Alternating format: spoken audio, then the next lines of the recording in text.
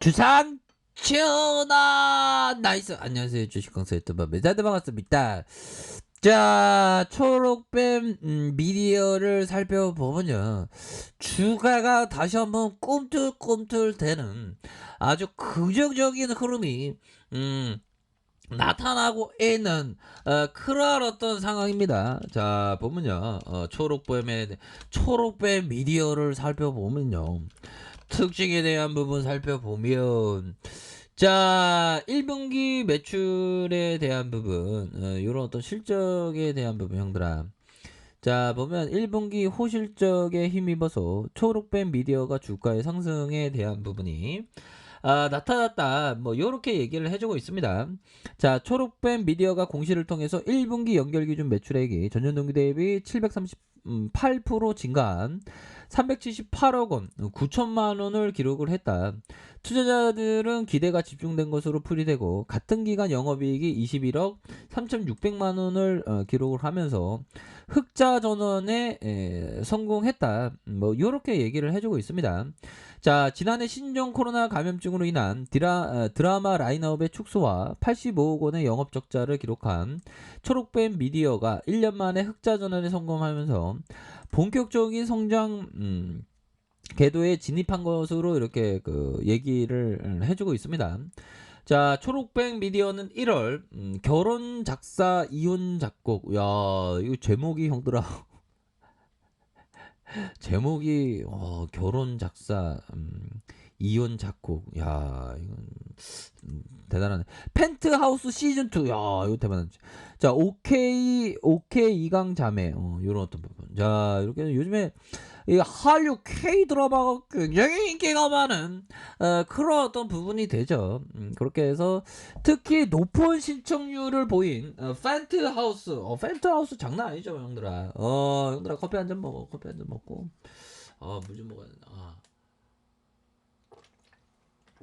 형들아, 그런 어떤 부분에서, 자, 결혼 작사 뭐 이런 어떤 부분이 되는데, 자, LCT 전망가 임대사업가 자회사 초록뱀 푸드팜 FMP 사업 수익에 대한 온기가 반영됩니다. 야, 온기가 형들아 거의 뭐 저기 겨울 되면 편의점 앞에서 파는 고구마에 그거 뭐지, 그거 찐빵, 호떡 아닌데 그거 뭐였죠 그거, 뭐지 생각이 안. 찐빵 파는 그 온기와는 같은 그런 그 온기가 이렇게 나왔다, 뭐 그런 점을 얘기를 해주고 있죠. 자, 그렇게 해서 이번 1분기 실적이 올해 확대된 드라마 라인업의 시작에 불과하다. 초록뱀 미디어는 향후 제한적 수익성을 가진 외주 제작 매출 비중이 점차 축소하고, 드라마 IP 원작사로서의 사업 모델을 변화시켜서 외형 성장은 물론 한 차원 높은 수익성을 추구해 나갈 것이다 라고 이렇게 강조하고 있는 그런 어떤 모습을 보여주고 있잖아, 보면. 그리고 방탄소년단 우리 선배님들 정말 대단한 OTTP 전 세계 반영의 공구, 형들아. 이런 부분 대단하잖아, 보면. 근데 왜 제가 그 BTS 가수를 왜 선배님이라고 부르는지 모르겠네. 그냥 뭐 그렇습니다. 예, 저도 뭐 엔터를 하는 입장에서 주식 개그맨, 다층. 자, 초록뱀에 대해서 올해 2분기부터 역대 최대 실적을 기대할 수 있을 것이라고 이렇게 분석을 했고요. 주가가 상승하는 것으로 이렇게 풀이되고, 초록뱀 미디어가 6편과 7편 드라마를 반영하고 올해 2분기부터 자체 지식재산권 드라마의 수익화가 이루어질 예정에 있다. 자, 이렇게 해서 1분기 반영작은 전통적인 외주 제작 제품이며 2분기부터 온라인 동영상 서비스 공급을 목표로 자체 IP 기반으로 드라마를 내놓을 것이다. 자, 이런 어떤 부분이 주가에 있어서 강력한 모습을 보여주는 이런 모습을 다시 한번 좀 보여주는 그런 모습 한번 기대해 보도록 하죠. 자, 재무제표에 대한 부분 보면요, 재무제표에 대한 부분 살펴보면 4,202억 원을 기록하고 있고요. 자, 외국인들의 보유 비중이 20.35를 이렇게 기록하고 있는 상황이고요. 초록뱅 컴퍼니가 20.04 요렇게 되고, 자 보면 TV 드라마 제작을 중심으로 컨텐츠 제작의 사업과 드라마 컨텐츠 기반으로 해서 부가 사업과 부동산 사업, 야 부동산, 야 참 그런 어떤 부분, 정말 뭐니 해도 우리가 최고는 건물주지 보면. 건물주의 아성이 깨지는 날이 올까요? 자, 국내 콘텐츠의 해외 판매 동시에 추진하고 있고, 대표작인 주몽과 오리는 드라마의 성공과 더불어 테마파크 사업 개발에 부가가치적으로 이렇게 성공할 가능성이 이런 어떤 부분. 그렇게 해서 영업이 잘 나오다가 86억 좀 적자였지만 또 잘 나올 수 있지 보면. 매출액에 대한 부분이 639억 원, 485억 원, 467억 원 이렇게 된다. 자, 그런 어떤 부분. 자, 보면요. 월봉에 대한 부분. 야, 이거 월봉에 대한 부분. 1점 부분 형들아. 세력 애들도 손바뀜을 하거든요.